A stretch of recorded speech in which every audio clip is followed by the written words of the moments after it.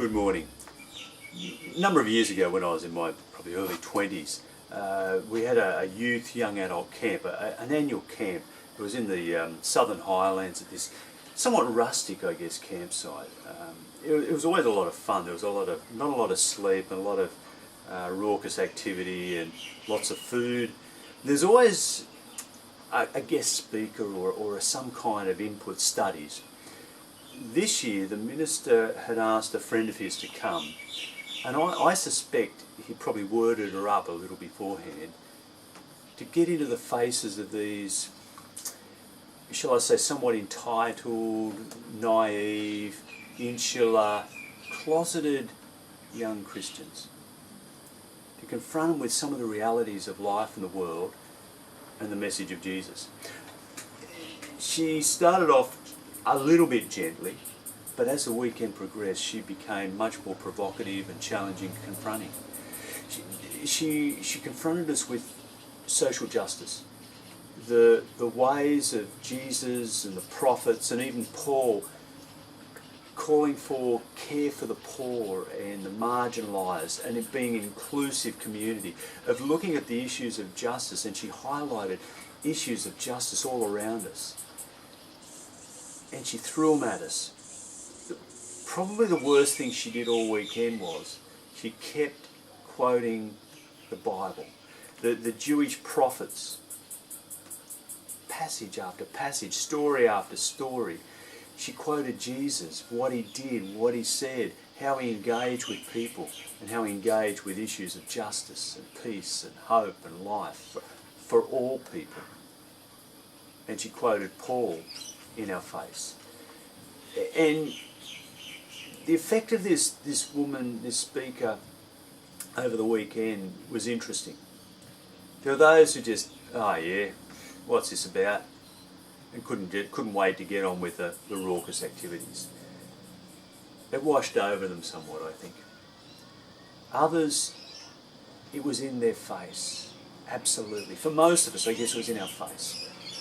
Hearing stuff that maybe we'd heard in bits and pieces before, but not in any great detail, not really. Being challenged in ways that we'd not been challenged before. To see things in the world from a different perspective. From the perspective of those who struggle, who suffer, who are poor, who are marginalised, who are outcast. And that Jesus and God invites them into this inclusive community. And that another word for justice is love, and how we express love in the world around us. By the end of the weekend, there were those who just, oh yeah. Others, though, who wanted to metaphorically throw her over the cliff and stone her. They were just clashing the whole time. And as many Bible passages she quoted them, they'd throw back others. And they just wrote her off. And I remember one morning tea break, where she confronted us with money and how we actually had more money than we realised. That we belonged to the elite and the exclusive in the world, the top 20% who had 80% of the world's resources, and how we were hoarding it. And those, particularly those who had a bit of money, those more well off, did not like it one bit. And that morning tea break was fuming. There were others of us who were challenged and confronted and came back at her. But I know for myself, there were things in what she said and how she quoted, I guess, Jesus and the prophets. There was a ring of truth. And I couldn't avoid it. I couldn't avoid what she said. I couldn't reject it. And it was difficult and uncomfortable. But it was the beginning of a journey of learning and growing. One that continues today, because I still haven't got it right. When someone speaks this deep truth that confronts our lives and our belief systems and our sense of entitlement, our egos, we want to rise up and reject them, push them away, tell them they're wrong, prove them they're wrong and get rid of them. And that's the story in this week for Jesus. Last week we heard how he was in the synagogue in Nazareth, and he proclaimed good news for the poor, release of captives, recovery of sight to the blind, freedom for the oppressed, and renounce the year of the Lord's favour. And it says it's fulfilled in your presence. And these people in Nazareth are thinking, wow, this is Joe's boy, he's one of us. This message is ours. It's our exclusive message. He's going to do in our midst the really good stuff, and it's going to belong to us. We're part of this. We own it. And Jesus, perhaps sensing this, and certainly in Luke's message, in Luke's telling of the story, wanting to open up this good news, this reign of God, not for an exclusive group, for the whole world, paints a picture where Jesus provokes and challenges them and says, this message isn't for you, because you will just own it and hoard it and keep it for yourselves. God's love and grace is for the whole world. And he challenges and provokes and pushes, and they just want to take him and throw him over a cliff and stone him. Who is this guy? Who does he think he is? And he just walks back through their midst and disappears into the next town. When we hear the messages that confront and challenge, messages of deep compassion, deep justice, that challenge our lives and our ways and our world, sometimes we might be challenged to think, yeah, this is truth, this is good, and be opened up. And sometimes we close down and we want to reject what's happening. The other passage this week is Paul's great passage of love in 1 Corinthians 13, read many places, funerals, weddings, and all over the place. It's because it's such a profound passage.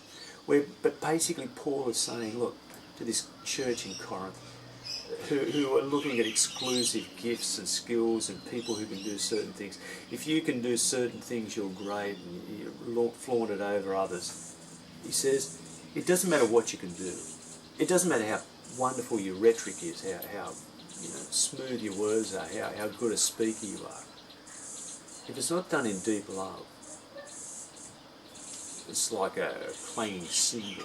Or one commentator translates it as a rusty gate. Fingernails on the chalkboard. It's meaningless. It doesn't matter what you can do or who you are or how great you think you are. If you don't do it in love, it's nothing. And love, in its truest sense, breaks us down, opens us up, opens up our ego and our defences, makes us vulnerable, and offers us a deeper way. And I think for some of the people in that young youth camp, young adult camp, the woman who spoke out of love. I later discovered that her life had been one where she experienced the margins, where she'd been excluded and abused and pushed to the edges, where she'd experienced some of the marginalisation and injustices of life in the world. She knew what it was like, and she spoke out of that, and she heard Jesus' words and the words of the prophets as inviting her into a deeper life of inclusion and being. And that's what she was challenging us with. For some of us, she opened our eyes. A difficult process, but for others, their minds were closed. I don't know what they went on to think or do in later life, but I hope all of our eyes might have been opened somewhat to hear these words of reign of God, of love and life and hope for all people. And how do you respond when we're confronted by people and situations that challenge our lives, that confront us with who we are and what our culture is doing? And maybe invite us into a different way of life, into a way of deeper love and grace, in the way of Jesus. What will you do with him and his words? Will you throw him over a cliff or follow him?